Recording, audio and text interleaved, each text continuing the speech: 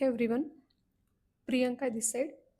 So आजचा आपला topic आहे रिस्क मॅनेजमेंट. तर आज मी तुम्हाला कुठलीही स्ट्रॅटेजी सांगणार नाही आहे, ना कुठलं इंडिकेटर किंवा कुठलाही स्टॉक नाही आहे. तर आज मी तुम्हाला एक स्टोरी सांगणार आहे. एक अशी स्टोरी जी प्रत्येक ट्रेडरच्या लाईफमध्ये कधी ना कधीतरी येते. कारण ट्रेडिंग हा फक्त चार्टचा गेम नाही आहे, तो माइंडसेटचा गेम आहे. सो एक मुलगा असतो किंवा एक मुलगी, जस्ट लाईक यू अँड मी. तर त्यांनी ट्रेडिंगला सुरुवात केली. यूट्यूबवरती व्हिडिओज बघितले, टेलिग्रामचे चॅनल्स पण जॉईन केले.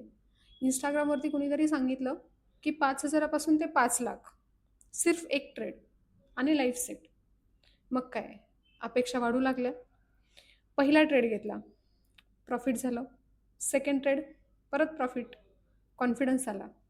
नाही, ओव्हर कॉन्फिडन्स. परत एखाद्या दिवशी त्यांनी ट्रेड घेतला, जो की लॉसमध्ये गेला. ट्रेडरने विचार केला, ठीक आहे, कोई नाही, नेक्स्ट ट्रेडमध्ये कव्हर होऊन जाईल.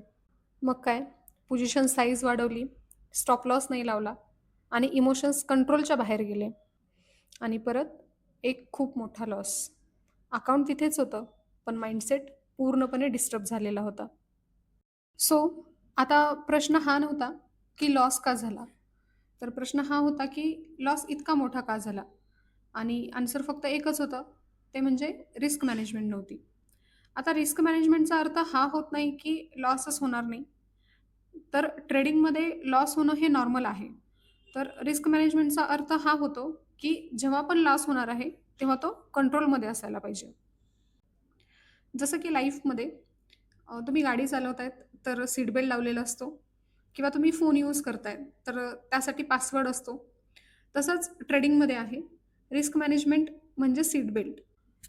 ट्रेडिंग कॅपिटल म्हणजे फक्त तुमचा पैसा असत नाही, तर ते कॅपिटल म्हणजे तुमच्यासाठी ऑक्सिजन आहे. जर तुमचं कॅपिटल संपलं, तर तुमचं ट्रेडिंग हे थांबणार आहे. एक मॅच्युअर ट्रेडर कधी हा विचार करत नाही, की मी किती कमवू शकतो, तर तो नेहमी हा विचार करतो, की मी किती लूज करू शकतो या ट्रेडमध्ये. तर हे जे छोटे-छोटे लॉसेस असतात, ते बुक करणं म्हणजे एक स्मार्ट डिसिजन असतो. प्रोफेशनल ट्रेडर 7 ते 8 ट्रेडमध्ये आपल्याला लॉस घेतलेला दिसतो आणि 2 ते 3 ट्रेडमध्ये प्रॉफिट. पण तरीसुद्धा तो प्रॉफिटमध्ये असतो. कारण का माहिती आहे? कारण लॉस छोटे असतात आणि प्रॉफिट मोठे बुक करतो. कुठलाही एक ट्रेड तुम्हाला श्रीमंत बनवत नाही. तसंच कुठलाही एक ट्रेड तुम्हाला डिस्ट्रॉय पण नाही करायला पाहिजे. जर तुम्ही बस फक्त हा एक ट्रेड असा विचार करून जर ट्रेडिंग करत असाल, तर ती ट्रेडिंग नाहीये, ती गॅम्बलिंग आहे. आता तोच ट्रेडर ज्यांनी इतका मोठा लॉस बघितला, त्यांनी मार्केट सोडलं नाही. त्यांनी माइंडसेट चेंज केला. आणि आज तोच ट्रेडर जो प्रत्येक ट्रेडमध्ये शांत असतो, लॉस स्वीकारतो आणि सगळ्यात मेन गोष्ट म्हणजे तो अजूनही मार्केटमध्ये आहे. बिकॉज मार्केट में वही जीतता है जो सबसे ज़्यादा दिन टिकता है. ट्रेडिंगमध्ये हिरो बनणं गरजेचं नाहीये. डिसिप्लिनवाला ट्रेडर बनणं खूप जास्त गरजेचं आहे. जर तुम्ही बिगिनर असाल, तर तुमचा पहिला गोल हा पैसे कमवणं कधीच नसायला पाहिजे. तर पहिला गोल तुमचा हा असायला पाहिजे, की मी मार्केटमध्ये सर्व्हाइव्ह कसं करू शकतो.